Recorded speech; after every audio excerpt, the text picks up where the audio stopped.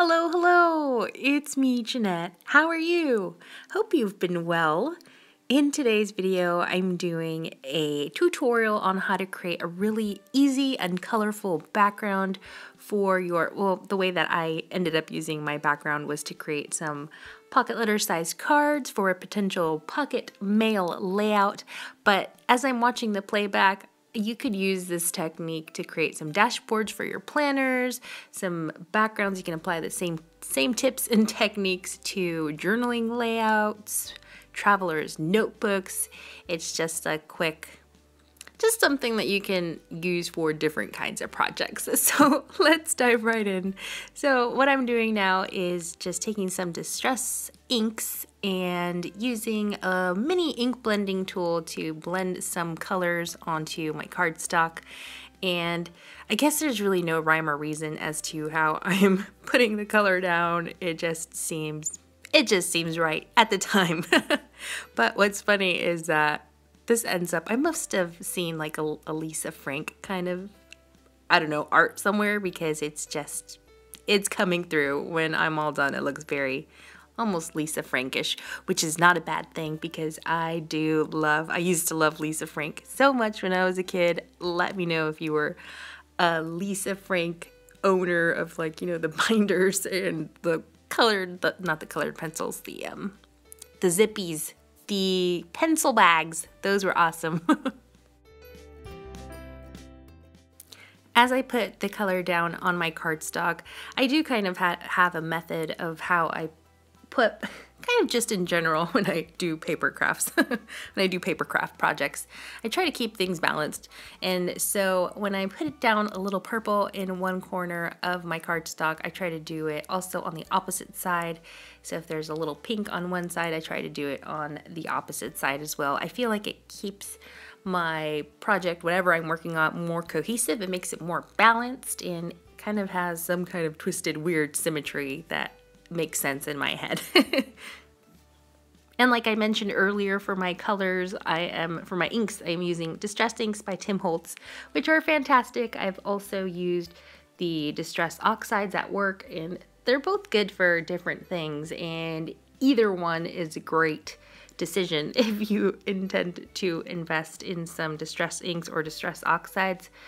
They're both great, you know, and I really recommend that you buy a set. They're just great products, and I love how they react to water. There's so much that you can do with them. Really, really happy with my Distress Inks.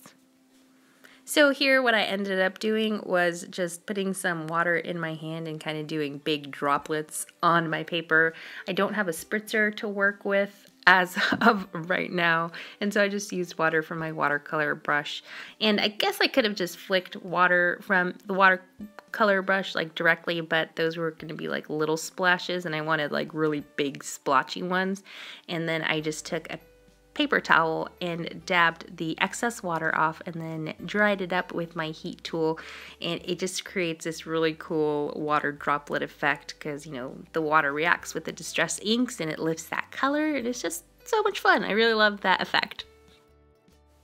I wanted to add a watermarked kind of pattern to my colorful background, and so what I'm doing is taking a baby wipe and kind of rubbing it through the stencil. You don't want to put too much pressure on when you are rubbing because you might tear your paper on accident, or it might get frayed if you don't have thicker cardstock.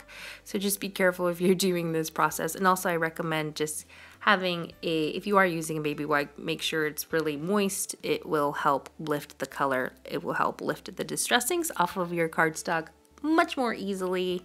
And yeah, after that I am just drying it again, drying between every single layer that I do. It just makes it easier to work with.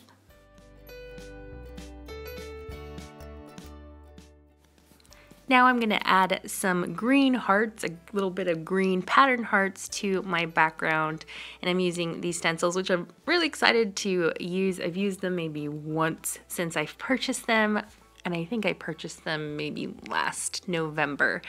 And that drives me crazy because I bought them because I was excited to use them, and I was motivated and inspired at the time to use them, and I'm finally getting to play with them, like really play with them. And that always happens to me. Let me know if you're like that too. You like buy a supply, like craft supply or a tool, and you're like, yes, I'm gonna use it, and then you don't use it. Now I am doing the same thing as I did with the green hearts, but with this word stencil, and I really like the sentiments. They're super cute. And as you'll notice, I'm not doing a complete color transfer through my stencil, so I'm not stenciling every single word and making sure that every single word comes through onto my colorful background. I feel like it adds more character to my project, just makes it more unique if I just do just kind of like a faint stenciling, and also again keeping balance in mind. So if I do a little stenciling in one corner, I will do a little bit of stenciling on the opposite corner.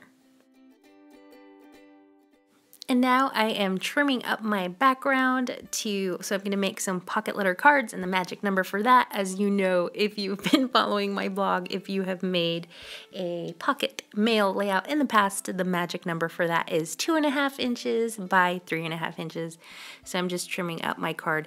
And I think I mentioned this earlier, I'm not doing a complete pocket letter, just doing the background, and hopefully you'll be inspired or get some ideas for creating some quick, colorful, easy backgrounds for your own projects and pocket letters and planners and all the crafty things. Next up, I'm doing some quick heat embossing in white, and the stamps that I'm using are from a few different stamp sets. Unfortunately, I don't think these are available anymore because they are from my work, and they are stamp sets that come with some of the magazines that my work publishes. And so some of these magazines have sold out like years ago probably, but if I find something similar or to that, like kind of that looks a little bit kind of the same, I shall make a link below. I shall place a link below in the description bar. Why can't I speak tonight? I do apologize. It has been a while since I've made a video, so I apologize for that. So yeah, I will put similar stamps in the description bar below so you can check there for all that information. So here I thought that the green on this particular card, the green hearts, were a little bit too bright, too bold, and so what I did is just took a baby wipe and rubbed off that excess color, and what I ended up doing, I ended up smearing the stencil, which is completely fine. I don't mind it at all. I really like just kind of how it muted all the colors, made them a little bit fuzzy, so it's gonna be all right. It works for me. I, for the life of me, could not find my larger stamp block, and so what I ended up doing is grabbing a cutting pad from my Sizzix Big Shot, the glittery cutting pads from Sizzix, and I ended up using that as a stamp block, and it worked, so I was really happy about that because I really wanted to use this large flower stamp. It's so pretty, and I'm doing some heat embossing again in white. If you've never tried heat embossing before, I highly recommend it. I know that it looks a little bit intimidating, but once you get the hang of it and you do it more, it does get easier. And I just love the effects that it creates, and there's so much that you can do with it as well. Now here I am taking some acrylic paint, mixed it with a little bit of water, and I'm doing just tiny little splotches. Splotches? Is it splotches? Sprinkles? What are these called? I'm having a brain fart moment. Splotches. Splashes, speckles, white speckles on my cards. Oh my goodness, guys. I'm having one of those days. I am almost done with my cards. So here I am just drying my paint because I do want to stamp some sentiments on these cards, and I'm going to be stamping in black ink. I'm going to be using archival ink, which is a great ink to use. I also love the VersaFine ink in Onyx Black if you want another nice black ink to use, and also the Tonic hybrid inks, which are fantastic, guys, because you don't have to worry about whether they're going to smear or not because they're a hybrid ink, so they work with both like alcohol-based, like if you're doing any kind of alcohol marker coloring, or if you're doing watercoloring, you can use the hybrid Tonic ink, which is fantastic, and I really need to buy some for my personal stash. I have some at work to work with, but not at home. But you guys, it's fantastic. I will have it linked for you below because it's great. You're gonna love it. Well, I'm done with my cards. I hope that you were inspired to try this easy, colorful background and, just apply this technique to your planners, your pocket letters, all of the things. As always, thank you so much for watching, and I'll see you all next time. Have a great day.